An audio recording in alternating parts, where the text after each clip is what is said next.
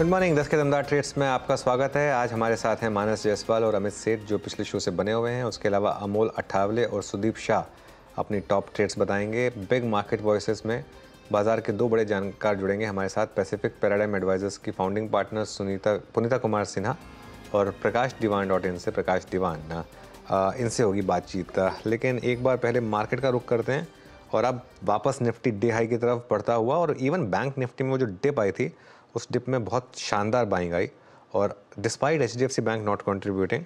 और अब 164 point bank Nifty ऊपर और निफ्टी करीब करीब 96 पॉइंट ऊपर इस समय आपको काम करता हुआ दिखाई देगा।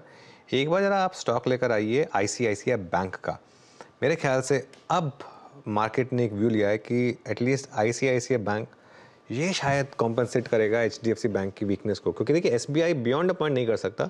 एक प्राइवेट बैंक, बड़े प्राइवेट बैंक की हेल्प चाहिए, वो आईसीआईसीआई बैंक शायद प्रोवाइड करे। इसका 52 वीक हाई 1059 है, अब 1025 पर, तो इसने कुछ हद तक वो एचडीएफसी बैंक के डिक्लाइन को कॉम्पनसेट किया। इनफैक्ट एक बार बैंक निफ्टी कॉन्ट्रीब्यूशन देख लेते हैं।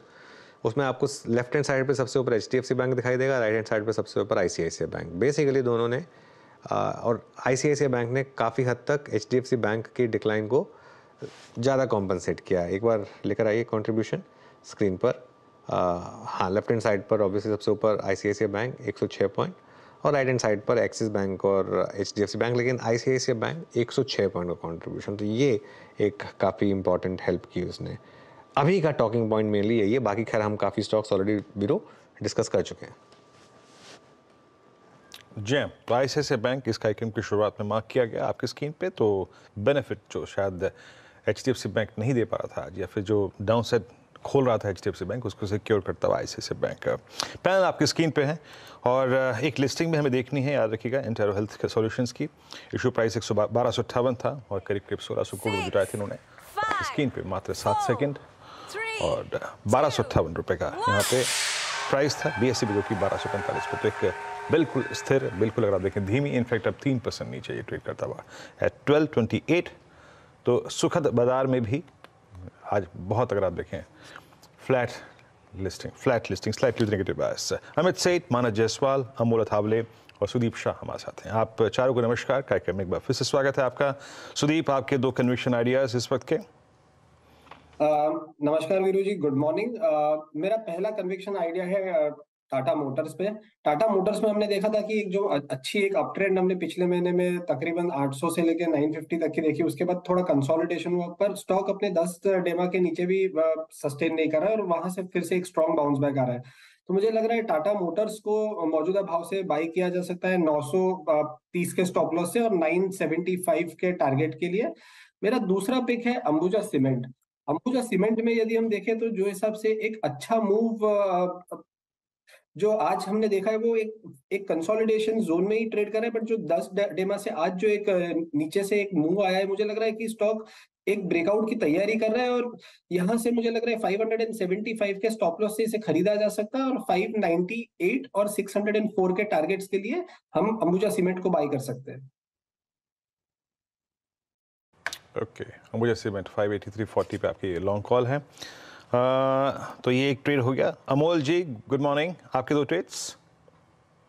Good morning. मुझे एक भारतीय एयरटेल अच्छा लग रहा है current level positional point of view से 1120 के आसपास चल रहा है। पोजिशनली टारगेट उसके लग रहा है कि 1175 और 1185 तक जा सकते हैं और स्टॉप लॉस उसका रहेगा 1095। एक 2 वीक का करेक्शन स्टॉक ने कंप्लीट किया है और अच्छे से रिट्रेसमेंट सपोर्ट्स लेवल पे अवेलेबल है। तो यहाँ पे अगर रिवर्सल आता है तो एक पोजिशनल अप ट्रेंड आने के चांसेस यहाँ से पूरे हैं। दूसरा मुझे एक एसबीआई लाइफ अच्छा लग रहा है, 1460 के आसपास चल रहा है। पोजिशनली उसका टारगेट रहेगा 1550 और टारगेट स्टॉप लॉस उसका रहेगा 1425। हायर बॉटम फॉर्मेशन है और यहाँ पे एक जो रिवर्सल हुआ है वो लगता है कि कहीं ना कहीं ये सस्टेनेबल अप ट्रेंड रह सकता है आने वाले दिन। ओके, भारतीय एयरटेल, एसबीआई लाइफ। अब चलते हैं अमित सेठ जी के पास। अमित जी, आपके दो ट्रेड्स। जी विनय जी, मुझे इस समय एसीसी का स्ट्रक्चर पॉजिटिव लग रहा है। 3 से 4 दिनों के कंसोलिडेशन के बाद एसीसी में फिर एक अपमूव दिख रही है। 2707 का इसका प्राइस है, 2670 का स्टॉप लॉस रखेंगे और लगभग 2750 एंड 2775 के इसके टारगेट्स रहेंगे। दूसरा स्टॉक मेरे को जो अच्छा लग रहा है, that is from FMCG sector. कल भी ट्रैक्शन थी और आज भी फॉलोअप है। फॉलोइंग चैनल का ब्रेकआउट है यहाँ गोदरेज कंज्यूमर प्रोडक्ट्स में।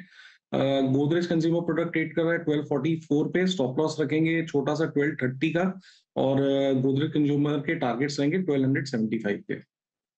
फेडरल बैंक देखिए न्यूज़ का इम्पैक्ट, कल वो न्यूज़ आई और उसके बाद आई थिंक मार्केट ने उसको बिलीव किया, मेन चीज़ ये थी। और अब 4% ऊपर ये स्टॉक 160 to 45 पर। मानस आपके पिक्स? देखिए, दो रिकमेंडेशन है। एक तो फार्मा स्पेस से पे ही ज्यादा ध्यान है, तो बायोकॉन पे खरीदारी करनी चाहिए। स्टॉक ने 20 डे मूविंग एवरेज को रीगेन कर लिया है, 50 डे मूविंग एवरेज पे सपोर्ट लिया था, तो करंट लेवल्स पे बायोकॉन में खरीदारी करें। 274 का स्टॉप लॉस लगाएं, 292 तक के टारगेट्स पॉसिबल हैं बायोकॉन में। दूसरा स्टॉक सिटी यूनियन बैंक का रहेगा, सीयूबी पे खरीदारी करने की राय रहेगी। यहाँ पर भी देखिए तो अभी 2 दिन पहले स्टॉक ने बॉटम बनाया था 133 132 रुपए के आसपास, वहां से हाई टॉप शायद बॉटम बनना शुरू हुए और आज 20 डे मूविंग एवरेज को रीगेन किया स्टॉक ने। तो सिटी यूनियन बैंक में 137.50 के स्टॉप लॉस से आपको खरीदारी करनी है। ऊपर की तरफ 145 तक के टारगेट्स पॉसिबल है।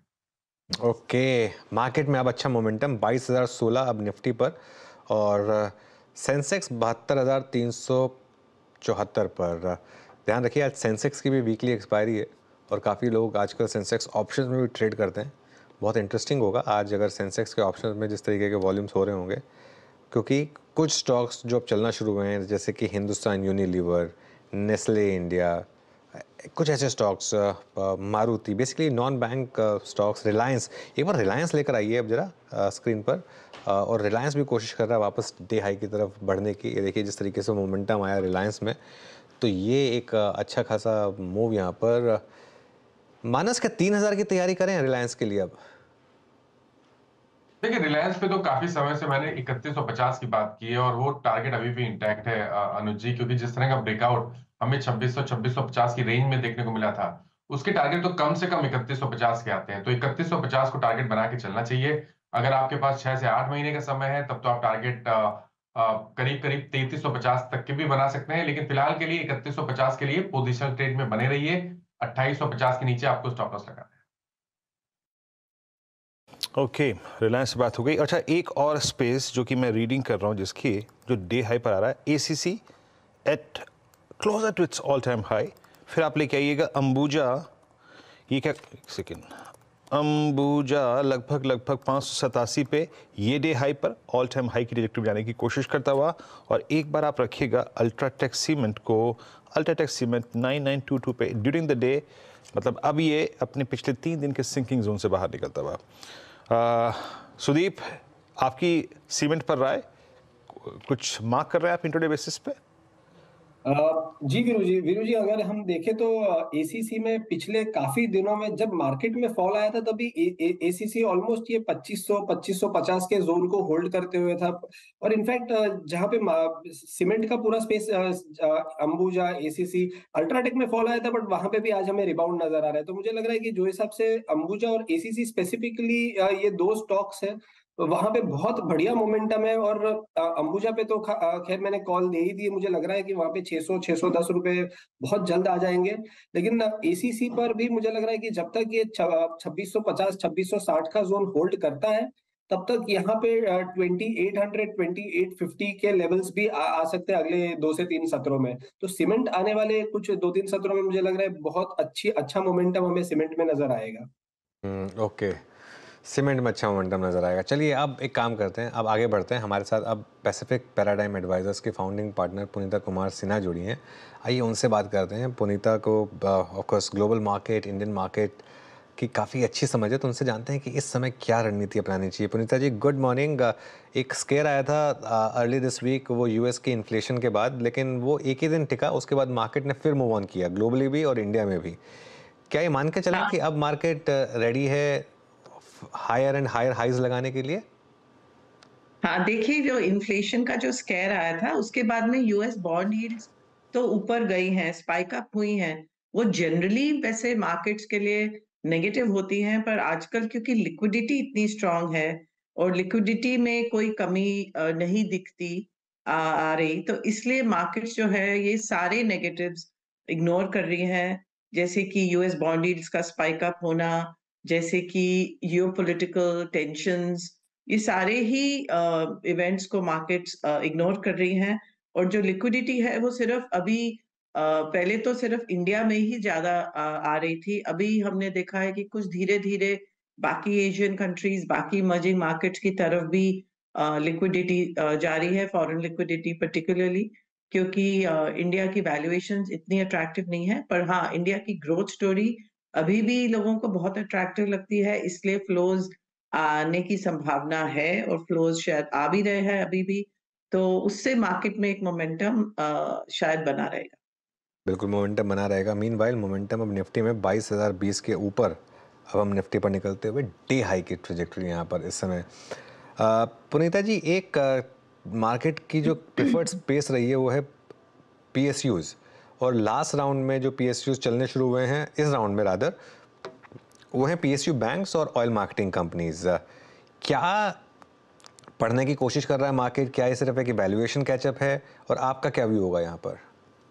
सो मेनली तो वैल्यूएशन कैचअप था, और अभी जैसे कि मार्केट में इतना रिटर्न आ चुका है, तो लोग लैगर्ड्स को देख रहे हैं, और देख रहे हैं जहाँ वैल्यूएशन अट्रैक्टिव है, तो वो पूरा पीएसयू सेक्टर इसलिए उसको अटेंशन मिल रही है। और दूसरी बात ये है कि गवर्नमेंट पॉलिटिकल स्टेबिलिटी है, गवर्नमेंट फंक्शन कर रही है अच्छे से, तो एक ये गवर्नेंस का जो डिस्काउंट होता था पीएसयूज पे, अभी उस पे भी थोड़ा ध्यान दिया जा रहा है कि गवर्नेंस शायद इम्प्रूव हो गई हो, एंड ओवरऑल जो कि गवर्नमेंट इटसेल्फ डाइवेस्टमेंट टारगेट्स अपना सेट कर रही है, इसलिए गवर्नमेंट को भी फायदा है कि पीएसयू में इम्प्रूवमेंट आए, और फिर वो स्टेक सेल्स थोड़ा आगे जाके कर सके।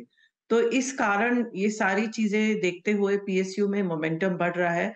और अगर आप देखें गवर्नमेंट के बजट में भी, और कैपेक्स भी देखें आप, तो कैपेक्स इंफ्रा स्पेंडिंग ज्यादातर गवर्नमेंट से ही हो रही है, और जो इंफ्रास्ट्रक्चर सेक्टर्स हैं उनमें काफी इम्प्रूवमेंट हो रही है, जैसे रेलवेज, एविएशन, इन सारे एरियाज में इम्प्रूवमेंट आ रही है। तो जो पीएसयू सेक्टर्स हैं, ज्यादातर इन सेक्टर्स में भी उनका एक्सपोजर है, तो उधर भी आप देख रहे हैं, चाहे रेलवे स्टॉक्स हो, चाहे बाकी इंफ्रास्ट्रक्चर रिलेटेड कंपनीज है पीएसयू सेक्टर में, उधर भी बेनिफिट्स, जेन्युइन बेनिफिट्स आ रहे हैं। पुनीता जी, अब जब आप स्क्रीन पे इस वक्त बातचीत कर रही हैं, हम एक सेक्टर में और बहुत स्ट्रॉन्ग मूव देख रहे हैं, और वो है ऑटो, और स्पेशली आज तो स्क्रीन पे पैसेंजर व्हीकल सेगमेंट में काफ़ी बड़ा मूव है। और दिसंबर के आंकड़े थोड़े से ख़राब थे, but monthly sales figure, but आपको इस वक्त ऑटो लग कैसा रहा है ma'am? Most of the stocks are at all time high, sector ने बहुत स्ट्रॉन्ग मूव दिया, अर्निंग्स बहुत अच्छी रही, परसों हमने एमएनएम के नंबर्स को देखा। आपकी ऑटो पे रीडिंग क्या है ma'am, specially passenger vehicle segment में? ये passenger vehicle segment is strong, and two reasons. एक तो वेल्थ क्रिएशन जनरली बड़ी है, and stock market is a big contributor. तो अगर आप देखें, रिटेल इन्वेस्टर्स, कंज्यूमर्स, ये लोग काफी स्टॉक मार्केट में भी बेनिफिट कर रहे हैं। तो इसी रीजन से चाहे कंजम्पशन में, चाहे रियल एस्टेट हो, चाहे पैसेंजर कार्स हो, उधर भी स्पेंडिंग बड़ी है, क्योंकि people are feeling wealthier and richer. तो उससे भी एक और इकोनॉमी तो इंडिया की अच्छा कर ही रही है, तो इकोनॉमिक ग्रोथ के साथ में vehicle market always generally benefits. But हाँ, कमर्शियल व्हीकल्स के नंबर्स थोड़े से वीक है, तो बट पैसेंजर व्हीकल्स अभी तो स्ट्रांग ही लग रही हैं। और आई थिंक अब थोड़ा सा वैल्यूएशन पर भी फोकस करना पड़ेगा, बिकॉज ये कंपनीज जो है काफी अच्छे से परफॉर्म करी हैं। बट हाँ, इनमें आप देखें कि गवर्नेंस इश्यूज भी अच्छे हैं, उन कंपनीज की क्वालिटी ऑफ ग्रोथ भी अच्छी है। तो it is not speculative growth, it is consistent and sustainable growth. वाकई, तो यहाँ पे अर्निंग्स अच्छी हैं, और पुनीता जी का भी कन्विक्शन बहुत स्ट्रांगली अगर आप देखें इस वक्त पैसेंजर व्हीकल सेगमेंट में। मैम, इस अर्निंग सीजन को आपने देखा, जो कि अब पूरा हो चुका है, Q3 चला गया, आपको सबसे ज़्यादा impressive number, no doubt about that, कि शायद पीएसयूज अच्छा कर रही हैं, प्राइस वाइज उसमें कोई पशुपेश है ही नहीं, बट नंबर वाइज सबसे अच्छा क्या लगा, और any counter call at this time? नहीं, मेरे ख्याल से नंबर सबसे ज्यादा टर्न अराउंड तो फार्मा में आया है।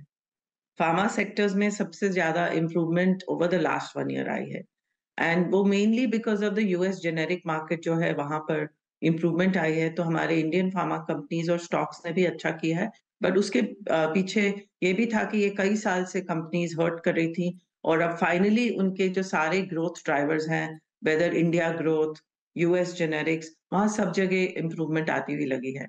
तो वो एक सेक्टर है जहां मुझे लगता है कि पोटेंशियल है, और इंडिया, पर्टिकुलरली इंडिया अपॉर्चुनिटी है, वो अभी तक हमारी फार्मा कंपनीज ने यूएस एंड ग्लोबल जेनेरिक्स पे ध्यान दिया है। अभी इंडिया अपॉर्चुनिटी पे भी मुझे लग रहा है कंपनीज ज्यादा ध्यान देने लगी, क्योंकि हमारे यहाँ पर भी ड्रग पेनिट्रेशन, डायग्नोस्टिक्स, हॉस्पिटल्स, इधर सब अभी इनिशिएटिव्स कंपनीज शुरू कर रही हैं। तो मेरे ख्याल से वो एक सेक्टर है जहाँ सबसे ज्यादा इम्प्रूवमेंट आई है, turn around over the last couple of years. Okay, अच्छा एक आखिरी सवाल, डिफेंस क्या यहाँ पर अभी भी पोर्टफोलियो में ऐड किए जा सकते हैं स्टॉक्स, या too late? I think generally अगर आप देखें तो डिफेंस स्पेंडिंग वर्ल्ड में बढ़नी चाहिए, बिकॉज वॉर्स चल रहे हैं, एंड इंडिया का भी डिफेंस स्पेंडिंग थोड़ा बढ़ना चाहिए, और उसी कारण ही ये स्टॉक्स जो है, एज आई सेड, एक तो ये पीएसयू सेक्टर बास्केट में ही बेनिफिट करे हैं, और साथ साथ में डिफेंस स्पेंडिंग को लेकर भी शायद कोई है पॉसिबिलिटीज कि वो बढ़े। तो बट वैल्यूएशन पे ध्यान देना होगा, क्योंकि अब जो मार्केट है ये सब काफी कुछ एरियाज में फ्रॉथ भी बिल्डअप हो गया है।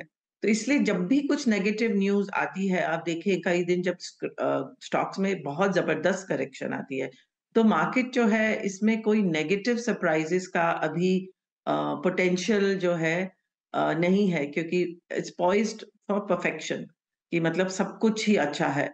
तो इसलिए अब मेरे ख्याल से हालांकि लिक्विडिटी स्ट्रांग है और मोमेंटम इसलिए स्ट्रांग बना रहेगा, पर ध्यान देना चाहिए quality of earnings, not speculative earnings. Quality of earnings not speculative earnings. चलिए पुनीता जी, बहुत बहुत शुक्रिया आज हमारे साथ जुड़ने के लिए और हमसे बात करने के लिए। अब एक काम करते हैं, अब बात करते हैं कुछ और मार्केट टॉपिक्स पर।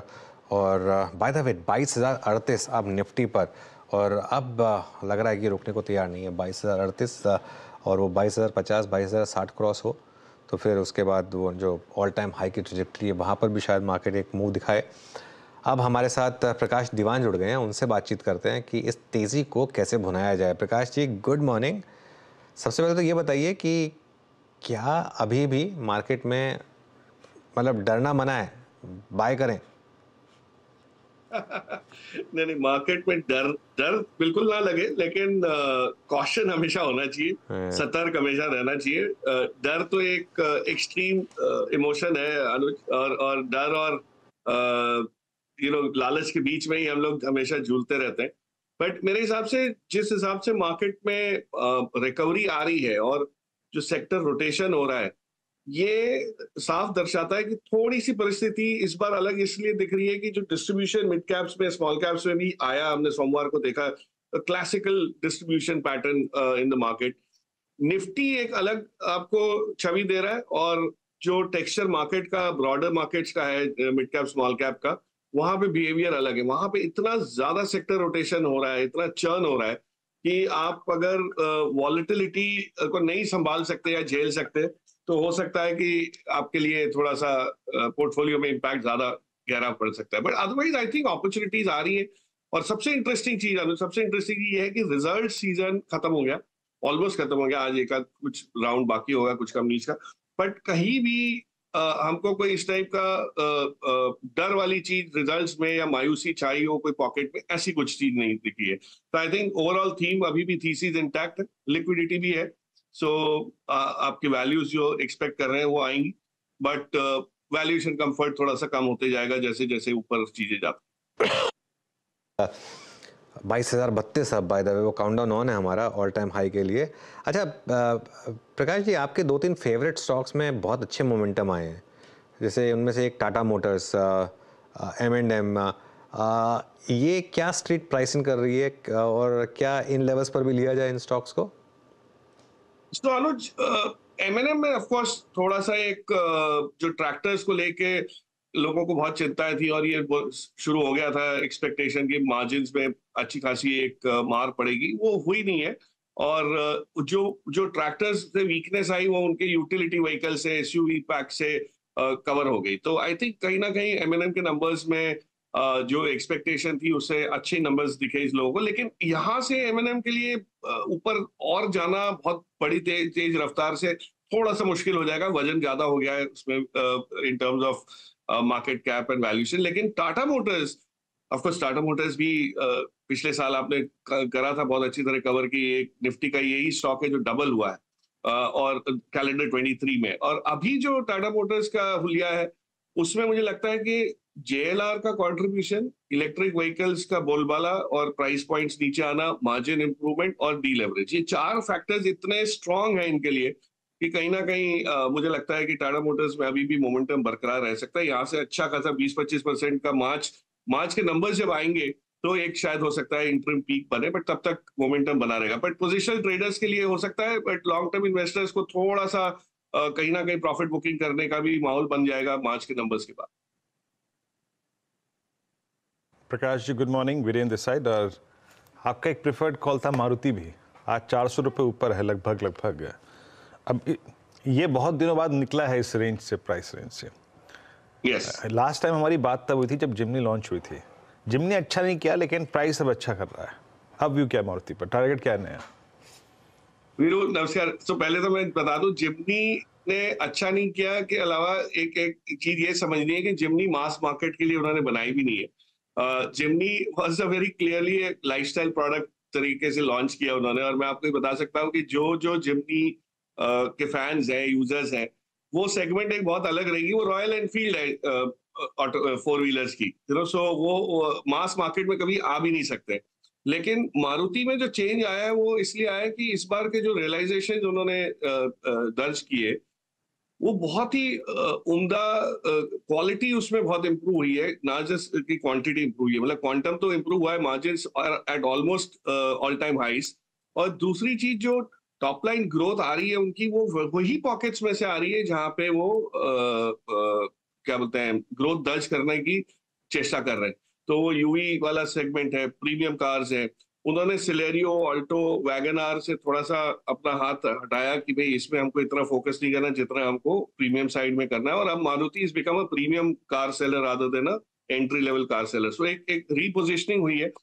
दूसरी चीज जो मारुति के फायदे में हो रही है कि एक जो पेरेंट कंपनी ने जो हिस्सेदारी ली है इस पर्टिकुलर बिजनेस में, उसके लिए उन्होंने उनको जो हिस्सेदारी दी है इसमें, जो उनके नए सुजुकी गुजरात वाले वेंचर में, उसमें उन्होंने मारुति के शेयर्स लेके भी हिस्सेदारी दी। मतलब कहने का मतलब ये है कि उनको भी वैल्यू दिख रही है और वो पैसे देने की बजाय वो कैश की जगह स्टॉक डील हुई है, which is a very favourable thing. तो मुझे लगता है मारुति का तो लॉन्ग टर्म बेसिस पे I will be always been a big fan and as a disclosure shareholder भी। लेकिन यहाँ से मारुति को ग्रो करने के लिए कुछ ट्रिगर्स जो चाहिए होंगे वो हाइब्रिड साइड में लॉन्चेस के साथ साथ आएंगे और देखते हैं कैसे होता है, किस टाइप का रिस्पॉन्स मिलता है। But I think all time high पे आने से एक चीज तो साबित होगी कि ऑटो सेक्टर में जो रिवाइवल आ रहा है उसमें लीडर्स को फायदा ज्यादा होगा। और अभी Hyundai का जब IPO आएगा तब एक अलग माहौल सेट होगा। आपको समझ आएगी कि Hyundai बिके चाहे जितनी भी, लेकिन प्रॉफिटेबल नहीं है, कितनी है, वो सब चीजों का भी खुलासा होना शुरू हो जाएगा। तो तब आपको समझ आएगा कि Maruti is a very important player in this market from a listed perspective. तो वो उसकी वैल्यूएशन जो है, प्रीमियम जो है, वो बरकरार रह सकता है। अच्छा प्रकाश सर, ये बताइए कोई कॉन्ट्रा कॉल ली आपने बहुत लोअर प्राइसेस पे? कोई भी कॉल ली हो। मैं जैसे एक इंस्टेंस रख रहा हूँ आपके स्क्रीन पे, जुबिलेंट फूड। आई थिंक आप देखिए जोमेटो कहाँ से कहाँ चला गया, 43 का 152 closer to its I think all time high. But ये सिंक हो रहा है। आपका कोई ऐसा ही कॉन्ट्रा कॉल, और जुबिलेंट पे अगर कोई व्यू हो तो बताइएगा। दोस्तों जुबिलेंट पे थोड़ी सी मायूसी बनी रहेगी क्योंकि उसका बिजनेस मॉडल क्वेश्चनेबल होता जा रहा है, स्ट्रगल हो रही है। बट मैं हमेशा ही बोलता आया हूँ कि पिज्जा के कंपैरिजन में बर्गर हमेशा एक फेवरेबल प्ले रहने वाला है because of the price point, जो ईज ऑफ वो है, पोर्टेबिलिटी जो है। तो एक पिज्जा को पैक करने के लिए, ट्रांसपोर्ट करने के लिए जो मेहनत लगती है, उसके कंपैरिजन में अगर आप बर्गर देखें तो वो जो जिस गत्ते के डिब्बे में भी आता है उसकी भी कॉस्ट 1/3 है। So you know there are lot of these things which matter in the business. वो यूनिट इकोनॉमिक्स को जो हम जब फोकस करते हैं, और उस लिहाज से ही आप देखें तो बर्गर वाली कंपनीज ने बहुत बढ़िया प्रदर्शन किया है। उसमें एक रेस्टोरेंट ब्रांड्स एशिया करके कंपनी है, बर्गर किंग की ब्रांड से जो चलते हैं, उनका अगर आप ग्रोथ देखें, जो मैट्रिक्स देखें जो इंप्रूव हो रहे हैं, मार्जिन इंप्रूव हो रहे हैं, ग्रोथ जो सिंगल स्टोर सेल्स ग्रोथ आ रही है, तो वहां पे आपको इंप्रूवमेंट ज्यादा दिखेगा। तो I would believe long term basis पे ये आपको थोड़ा सा पॉजिटिव वो दे सकता है। और वैल्यूएशन वाइज ये वही है जहां आईपीओ के बाद खुला था, मतलब ये भी नहीं है कि बहुत महंगा हो गया। तो कुछ फैक्टर्स इसमें फेवरेबल हैं। बट जो कॉन्ट्रा कॉल आप जो कह रहे हैं उसमें मुझे लगता है फार्मा और केमिकल्स, ये दो सेक्टर्स में बहुत क्लियरली, फार्मा तो ऑफकोर्स नवंबर से ही चलता शुरू दिखा है हम लोगों की, बड़ी कंपनीज लुपिन ने, सिप्ला ने, सन फार्मा ने इतना अच्छा प्रदर्शन किया है। बट अब अगर आप देखें, और आज फार्मा चल रहा है इसलिए मैं नहीं कह रहा, मैं तो काफी टाइम से बता रहा हूँ कि pharma will be the sector of 24, और उसमें अगर आप देखें कुछ कंपनीज हैं जो अभी भी बहुत अच्छे वैल्यूएशन पे मिल रही है from a price earnings growth PEG basis. एक कंपनी एग्जांपल के तौर पे लिए नैटको फार्मा। मेरे ख्याल से नैटको फार्मा को अगर आप समझेंगे 17,000 करोड़ मार्केट कैप पे आपको मिल रही है, कोई बहुत महंगी नहीं है। पिछले साल की परफॉर्मेंस जो प्रॉफिट 700 करोड़ 750 करोड़ के करीब था, तो उस बेसिस पे भी, ये तो ट्रेलिंग बेसिस पे भी हुआ है, लेकिन इस ये जो 6-9 महीने का जो परफॉर्मेंस है उसको अगर आप देखें तो शायद वो इतने कम पी पे मिल रही है कि शायद ही कोई इतनी बड़ी फार्मा कंपनी आपको सस्ते में मिल रही होगी। सो जो डोमेस्टिक, और पुनीता जी अभी समझा रही थी कि it's not just US generics, वहां तो रिवाइवल है ही है, लेकिन आपके डोमेस्टिक फार्मा स्पेस में जो डेप्थ क्रिएट हो रही है, जो नंबर्स इप्का के, नैटको के, टोरेंट, इस सब आने लगे हैं, उससे साफ जाहिर है कि यहाँ पे एक री रेटिंग होगी, और अभी भी अंडर ओनरशिप है। तो जैसे ही आपको आज ऑफकोर्स 8-10% ऊपर है, तो इसका मतलब ये नहीं कि आज ही कूद के ले लेना है, बट जब भी चांस मिलता है, मार्केट आपको सोमवार जैसे ही कोई एक वो छटाई देता है, मौका देता है, तो वो ऐसी चीजों को आपको फोकस करना चाहिए। और दूसरा जो सेक्टर मैंने कहा, कॉन्ट्रा व्यू थोड़ा सा रहेगा, और अनुज ने इस पे एक बार डिस्कस भी किया था कुछ समय पहले, 2 हफ्ते पहले, कि केमिकल्स में जो नंबर्स आ रहे हैं उसमें लीडरशिप वाले जो स्टॉक्स हैं, या जो फ्लैग बेरर्स जिनको हम लोग कहते हैं, कि जो पहले शुरुआत करते हैं इंप्रूवमेंट की, उसमें आरती इंडस्ट्रीज की कमेंट्री आप देखिए, उन्होंने पहली बार तिमाही के नंबर्स आने के बाद ये बोला कि डिमांड सिनेरियो थोड़ा सा इंप्रूव हो रहा है यूरोप। यही चीज आपको दीपक नाइट्राइट के नंबर्स में दिखी है। तो जो नंबर्स की इंप्रूवमेंट की जहां तक बात है, अगर ये शुरुआत है तो आपको एक बॉटम लेवल पे मिल रहा है। आरती इंडस्ट्रीज मेरे ख्याल से नंबर्स के बाद थोड़ा बहुत हल्का फुल्का बढ़ा होगा, लेकिन अभी भी आई डोंट थिंक कहीं उसमें बहुत इतनी तेजी आई है कि आप मिस कर गए। बहुत गुंजाइश है री रेटिंग की, और आज भी वो ऑल टाइम हाई से मार्केट कैप जो उसका हुआ करता था 35,000 करोड़, वहां से 25,000 पे ही है। So there is still a lot that can change.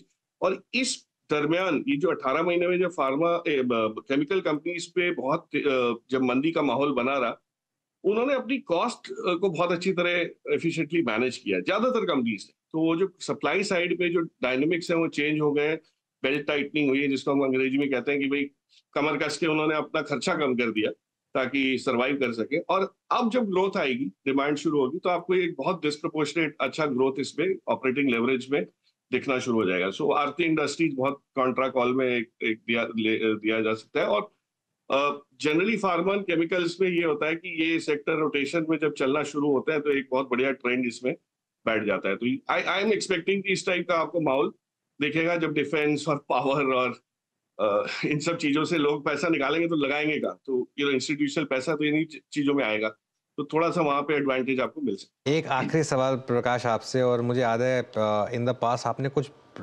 Multi bagger, मतलब 50-100 बैगर्स आइडेंटिफाई किए थे। 2 नाम जो मुझे ध्यान आते हैं, टेस्टी बाइट और एक एम्बर एंटरप्राइजेस।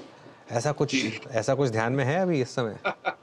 अनुज, वो उन चीजों को ढूंढने का या उस पे पकड़ आने के लिए थोड़ा सा माहौल एक्सपेंसिव है। आज बाजार तेज है तो आपको उस टाइप की वैल्यूएशन नहीं मिलती, लेकिन वो ये कहने का मतलब ये है कि कई कंपनीज अभी भी ऐसी दिख रही हैं जहां पे, जैसे मैंने नैटको की बात की, नैटको के जो नंबर्स आ रहे हैं, जो बिजनेस सामने दिख रहा है, उनकी कमेंट्री जो है, वो यहाँ से डबल होने में समय नहीं लग सकता। लेकिन अब लोगों को चाहिए कि वो 1 महीने में परफॉर्म करके दिखाए, 1 साल तो दूर की बात होगी आजकल। सो मल्टी बैगर्स के लिए जो पेशेंस चाहिए, जो जिस टाइप का आपको परसिवरेंस चाहिए, वो थोड़ा सा मुश्किल होता है। बट मल्टी बैगर्स का माहौल अभी ढूंढने का माहौल थोड़ा सा मुश्किल है, पर आएगी, वो फिजा बदलेगी तो होगा। अगर सोमवार वाज एनी इंडिकेशन, कभी ना कभी तो इस टाइप का माहौल बनेगा। लेकिन अभी मैं ये नहीं समझ रहा, अभी मार्केट मोमेंटम में है, it's not for value investing. Value और ग्रोथ और मोमेंटम, ये तीनों का बिहेवियर इतना अलग होता है अनुज।